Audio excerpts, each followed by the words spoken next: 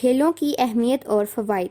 دنیا کے تمام خطوں میں کھیل کو انسانی زندگی میں بہت اہمیت دی جاتی ہے۔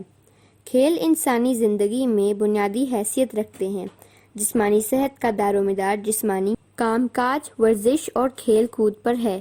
انسانی جسم کی نشو و نما میں کھیل کی اہمیت سے انکار ممکن نہیں۔ کھیل کود کی بدولت انسانی وجود مضبوط اور چاق و چوبند رہتا ہے۔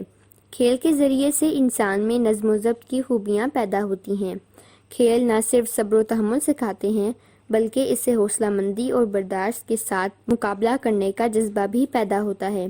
یہ انسان کو مل جل کر زندگی بسر کرنے کا درس بھی دیتے ہیں۔